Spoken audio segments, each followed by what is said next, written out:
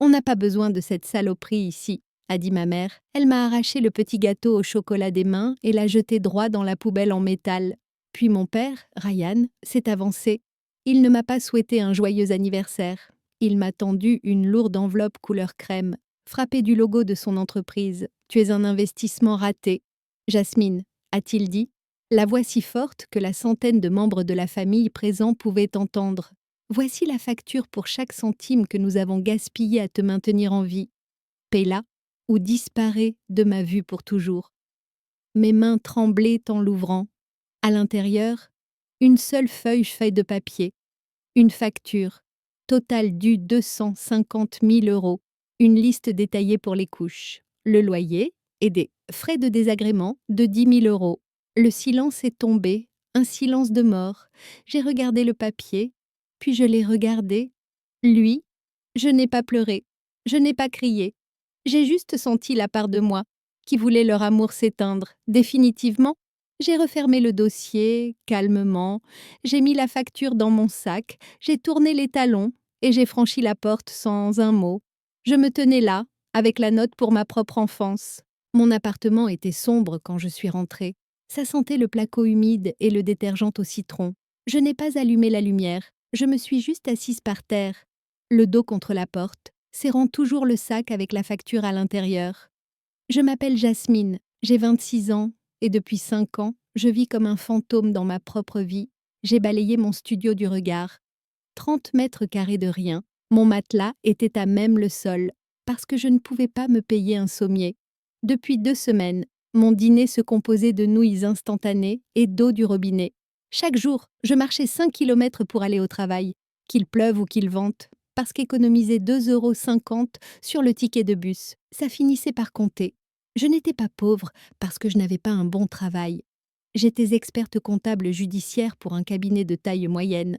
Je gagnais bien ma vie, mais je ne pouvais pas la garder. Le premier de chaque mois, comme une horloge, je virais 2 000 € à mon père. Ça a commencé quand j'avais 21 ans. Papa m'avait appelé en pleurant.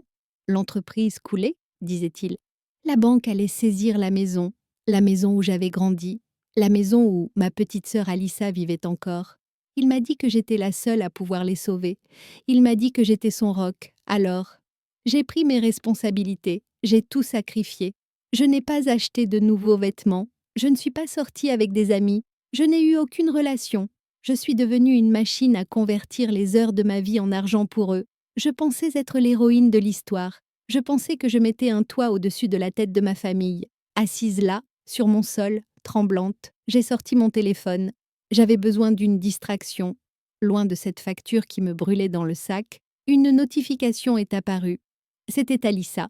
Alissa avait 22 ans. Elle ne travaillait pas, elle n'allait pas à l'école, elle était influenceuse, ce qui signifiait qu'elle prenait des photos des choses que mes parents lui achetaient. J'ai cliqué sur la vidéo, un unboxing posté il y a 2 heures, juste avant le début de la fête.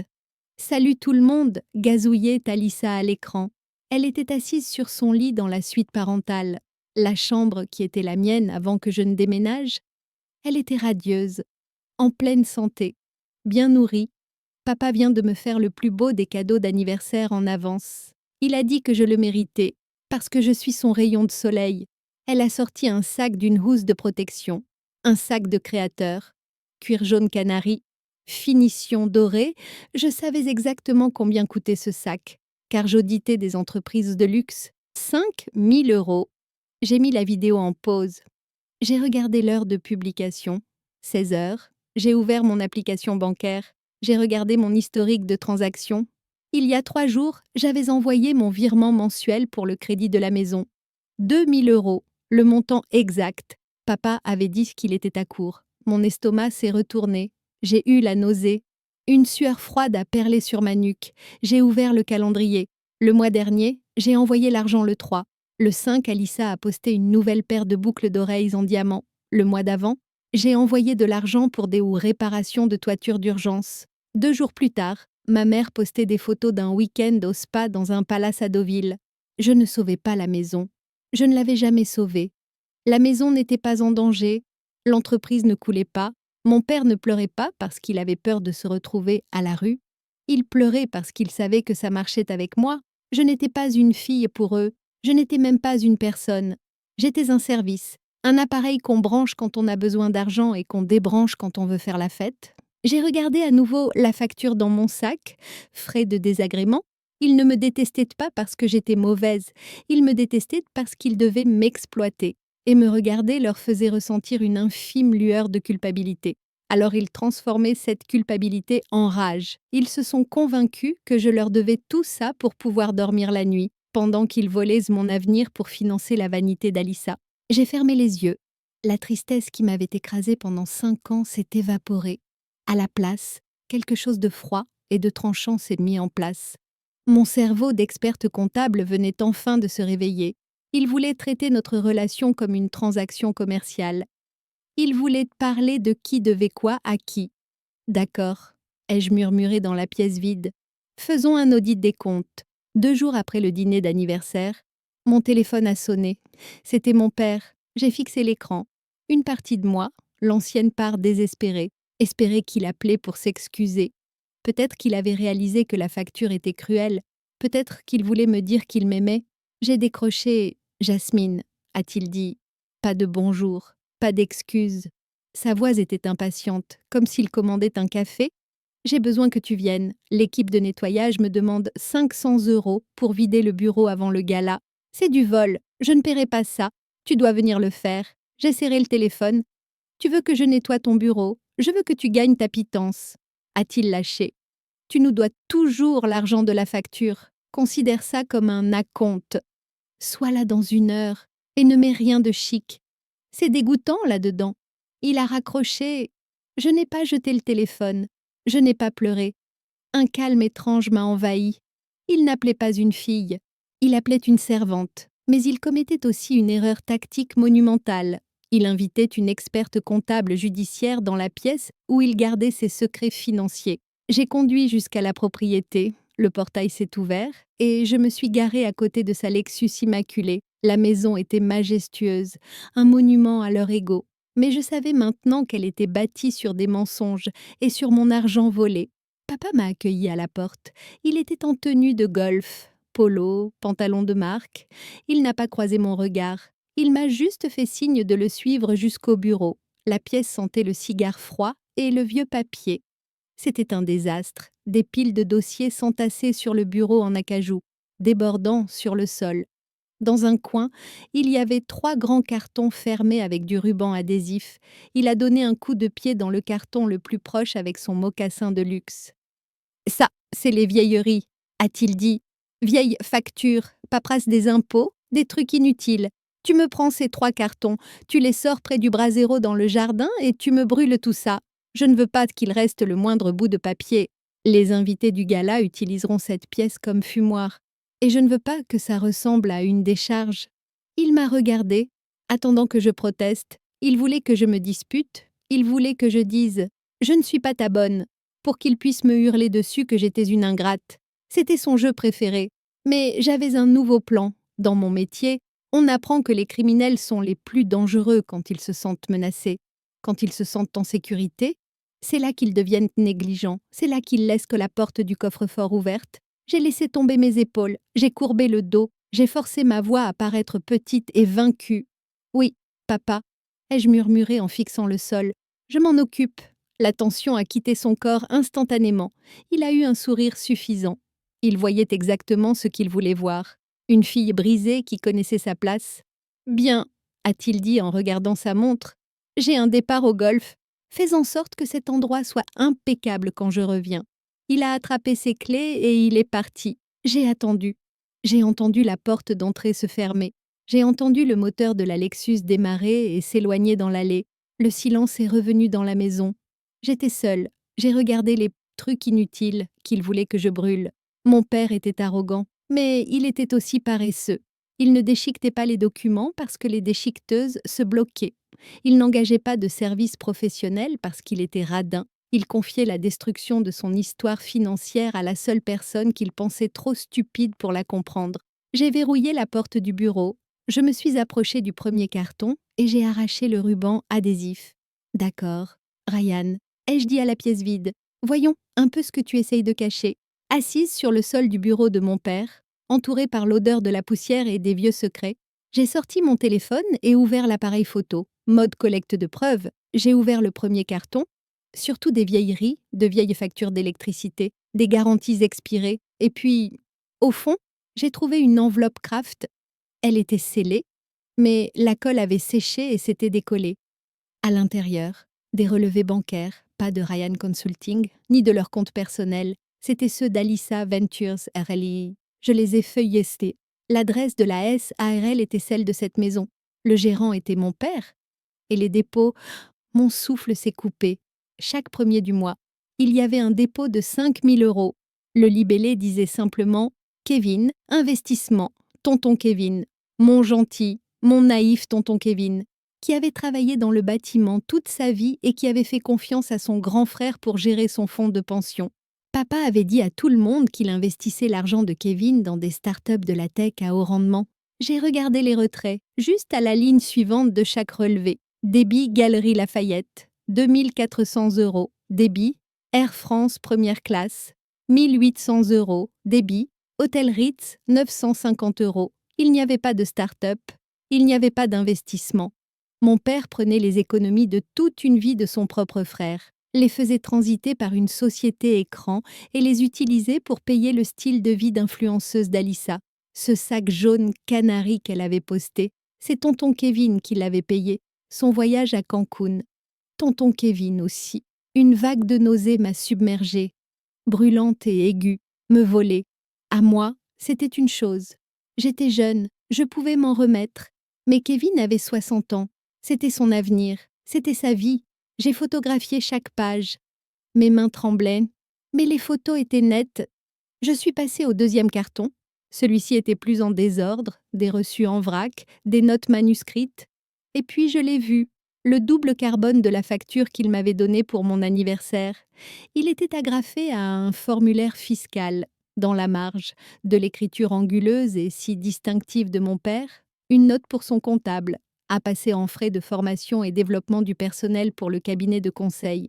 Besoin de compenser les plus-values. Cette année, je suis restée bouche bée. Il n'essayait pas seulement de me culpabiliser, il prévoyait de déclarer ma dette comme une charge professionnelle. Il allait dire au fisc qu'élever sa fille était une dépense d'entreprise déductible, espèce d'homme avide et arrogant. Ai-je chuchoté? Il avait documenté sa propre intention de commettre une fraude fiscale. Il l'avait écrit noir sur blanc, à l'encre bleue. J'ai pris la photo, j'ai attrapé le troisième carton, plus petit, caché au fond. À l'intérieur, enfouie sous de vieux magazines, se trouvait une épaisse enveloppe jaunie. L'écriture sur le devant a fait s'arrêter mon cœur. Ce n'était pas celle de mon père. Elle était élégante, déliée, cursive. À ma petite fille, Jasmine. Ah, c'était de Mamie Rose. Elle était morte il y a 3 ans. Je n'ai jamais reçu de lettre. Mes parents m'avaient dit qu'elle était trop malade à la fin pour écrire. Qu'elle s'était éteinte sans dire au revoir. Je l'ai ouverte. La date en haut était 2 semaines avant son décès. Ma très chère Jasmine, disait la lettre, je sais comment ils te traitent. Je vois comment ils te rabaissent pour se sentir grand. Tu es la seule lumière dans cette famille. Et je ne les laisserai pas l'éteindre. Et... Bataban bantini. Les larmes ont brouillé ma vue. Je les ai essuyées, avec fureur. Il fallait que je lise. J'ai créé une fiducie pour toi. Elle est séparée du patrimoine familial. 1 200 000 €. C'est à toi, et à toi seul. J'ai demandé à l'avocat de te contacter directement. Mais je connais ton père. Il a une façon d'intercepter les choses. Si tu lis ceci, c'est que tu as trouvé la vérité. Ne les laisse pas y toucher. Fuis, ma chérie. Prends l'argent et fuis. Ils avaient intercepté l'avocat. Ils avaient caché le testament. Ils avaient volé la lettre. Ils m'avaient laissé croire que ma grand-mère n'était morte sans penser à moi, juste pour pouvoir contrôler l'argent. La tristesse que j'avais ressentie quelques instants plus tôt s'est dissipée. Elle a été remplacée par une rage froide et dure. Elle est née dans ma poitrine et s'est propagée jusqu'au bout de mes doigts. Ils n'avaient pas seulement volé de l'argent, ils avaient volé de l'amour. Ils avaient volé mon dernier lien avec la seule personne qui s'était vraiment souciée de moi. Ce n'était plus un conflit de famille. C'était la guerre. Je n'ai pas brûlé les cartons. J'ai tout remballé soigneusement. Je les ai transportés par la porte de service jusqu'à ma voiture. Je les ai chargés dans le coffre et je les ai recouverts d'une couverture. Puis je suis retournée dans le bureau, j'ai pris de la cendre dans la cheminée et je l'ai étalée dans le foyer vide pour faire croire que je les avais brûlés. J'ai laissé la pièce impeccable, comme il l'avait demandé. Je suis montée dans ma voiture. J'ai regardé la maison une dernière fois. Elle semblait différente maintenant. Elle ne ressemblait pas à un foyer. Elle ressemblait à une scène de crime. Et j'étais l'enquêtrice principale. Le gala se tenait dans la grande salle de bal du Ritz, un endroit qui sentait le vieil argent et les lys fraîchement coupés. Des lustres en cristal pendaient du plafond comme des larmes gelées. Il y avait des sculptures de cygnes en glace. Une pièce montée de 10 étages qui coûtait probablement plus cher que ma voiture. Et un quatuor à cordes jouant une musique classique, douce et inoffensive. C'était la scène parfaite pour la plus grande performance de mes parents, le couple heureux et riche, assise dans ma voiture dans la file du voiturier. Je regardais les invités affluer, l'élite de la ville des investisseurs, des politiciens locaux, des partenaires commerciaux, des gens que mon père devait impressionner. Des gens qui n'avaient aucune idée que leurs investissements finançaient l'addiction à Gucci d'une jeune femme de 22 ans. J'ai sorti mon téléphone et envoyé le texto. « Maman, j'ai liquidé mes économies, j'ai le chèque pour le montant total de la facture. Est-ce que je peux entrer pour le donner à papa ?» La réponse est arrivée en moins de 30 secondes. « Passe par l'entrée de service, ne fais pas de scène, donne le chèque à ton père avant les discours et essaie d'avoir l'air présentable. » J'ai souri. C'était le sourire d'un chasseur qui regarde un piège se refermer. Ils ne se méfiaient pas, ils étaient avides. Ils me voyaient comme un territoire conquis venant payer son tribut. Ils se sentaient en sécurité. Je suis sortie de la voiture. Je ne portais pas les vêtements de bureau gris et ternes qu'ils avaient l'habitude de me voir porter. Je portais un tailleur que j'avais acheté ce matin.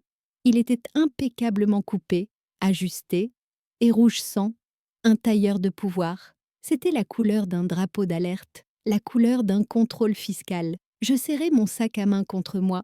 Il était lourd, mais pas de maquillage ou de clés. À l'intérieur se trouvait un chèque de banque de 250 000 euros. C'était chaque centime qu'il me restait au monde. C'était un suicide financier. Mais à côté du chèque, il y avait un épais dossier contenant les photos que j'avais prises dans le bureau. Et accroché à la bretelle de mon soutien-gorge, sous la soie de mon chemisier, se trouvait un micro-enregistreur haute fidélité. J'ai franchi les portes de service, évitant la file d'accueil, la salle bourdonnait de conversations, j'ai balayé la foule du regard et je les ai repérés. Mes parents étaient près de la scène, tenant leur cours. Ma mère était couverte de diamants, des nouveaux, probablement achetés avec le dernier investissement de tonton Kevin. Mon père riait, la main sur l'épaule d'un homme que j'ai reconnu comme étant un conseiller municipal. Et puis je l'ai vu, tonton Kevin. Il se tenait près du bar dans un smoking de location, sirotant une bière, l'air épuisé d'un homme qui travaille encore pour une retraite qui n'existe déjà plus. « Jasmine, a-t-il dit joyeusement en me voyant, je ne pensais pas que tu viendrais. Ton père a dit que tu avais des difficultés. » C'était le cas. Ai-je répondu en lui prenant la main. Mais je suis là pour tout arranger. Il n'avait aucune idée que dans 20 minutes, j'allais lui briser le cœur pour lui sauver la vie. De l'autre côté de la salle, mon père a tapé sur son verre, le projecteur s'est braqué sur lui. Il avait l'air puissant, intouchable. Il ne savait pas que je tenais le détonateur.